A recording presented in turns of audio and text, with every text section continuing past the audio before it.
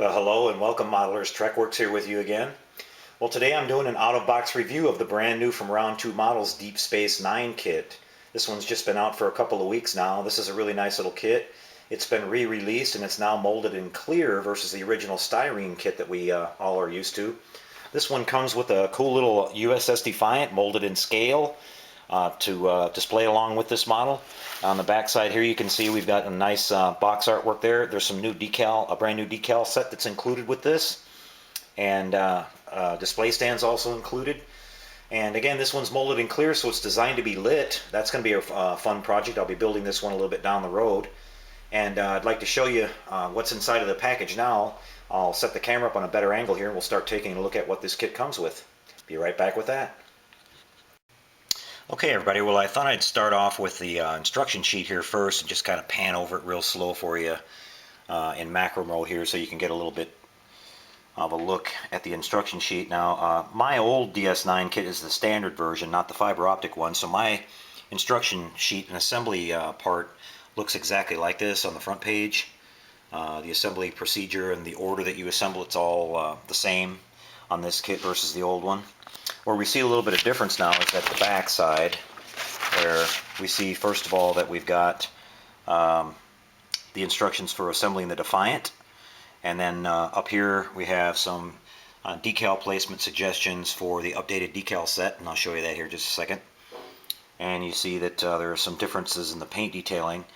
And over here we have some templates that you can use. It says to use for decal placement, but I think the decals are pretty self-explanatory.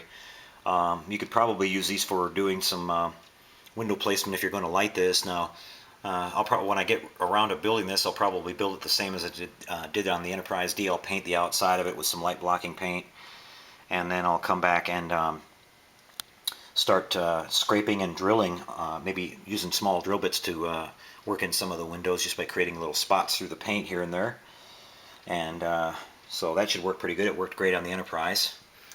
Okay, let's take a look at the decal sheet again. Again, there's the little Defiant markings. And then here you can see the rest of this is just all windows, just hundreds and hundreds of windows that go in different places. So that's included now. Alright, I'll switch this back over to the, put back on the stand, and we'll start looking at some of the individual parts. We'll take a look at the Defiant first. Be right back. Alright, everybody, we're back. And so, if you had a friend that always wanted to build a Defiant kit, this would be a pretty neat little gag to play on them.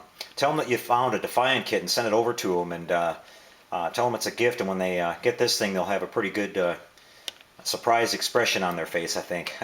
This thing is really small, but it's cool that it's molded in clear, and they do include the extra little Bussard collectors and the engine exhausts at the rear, so you can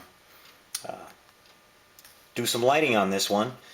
So it's going to be difficult, and as I showed earlier here, the decal markings for this don't include any of the striping for the Defiant, so you'll maybe have to pick that sheet up somewhere. Maybe somebody will make a supplemental decal sheet for that at one point, and you'll have something you can work with, or maybe do some really tiny painting of that stuff. Here's the center section, and this was included in a separate bag all by itself. It's the exact same part as on the original kit. It's just now molded in clear. I don't see any changes to it at all. But talking about the plastic here a little bit, this clear that they used on this kit seems to be a little bit more opaque or frosted looking than the clear that was used on the Enterprise D, and it also appears to be quite a bit more flexible, so maybe they've kind of learned something as they've gone along with these clear kits. I hope Round 2 introduces a lot more of those. They make lighting these so much easier, and you get a really nice effect with that. Here is some more clear parts that go to the middle section. You have your operations center there and some other detail parts, and we have this nice lens detail and the center red lens there that we're familiar with that goes at the bottom. This is a nice looking setup that'll look really cool when it's lit, and some other small detail parts there.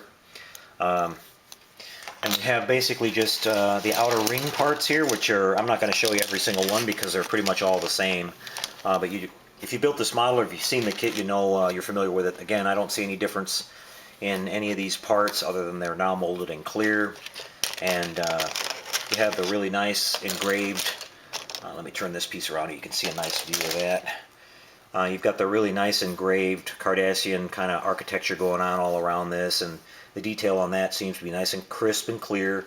I don't see a lot of flash on any of these parts, very minimal. So not a lot of cleanup is going to be needed on these parts. And then here we have some defensive weapons positions, some small docking ports, some of the other detail parts that go on the extension arms and the docking bays. Here are a couple of those arms. Again, there's a couple of sprues that are exactly the same, so I won't go over every one of them with you. But again, we see some nice detail on that, and that's going to build out to, I think this, the box says it builds out to around 17 inches or 16 inches diameter, so that's pretty good sized. And another set of arms here and some of the defensive weapons positions. And let me see if I can find something a little different here.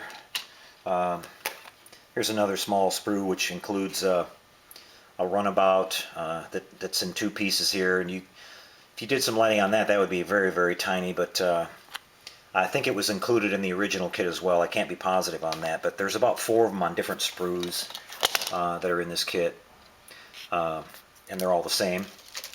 So that's about it. Oh, finally we have the included display stand, which I'm not going to bother taking it out of the bag. It's the same one that it came with before, just now molded in clear, and a lot of you guys will probably use something different or make your own display base for this. So, but this has been the Defiant, or the Deep Space 9 with the new included miniature Defiant, and it's a nice model kit. Like I said, it's a little on the high side, around top side of $40. So, but it builds out to a good size, and being molded in clear, it makes it much more lighting friendly.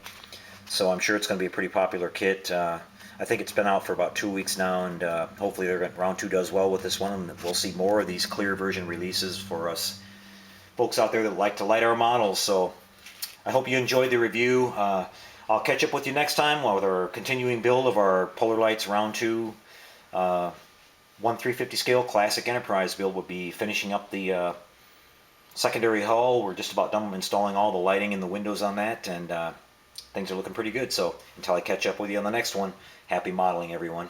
Take care.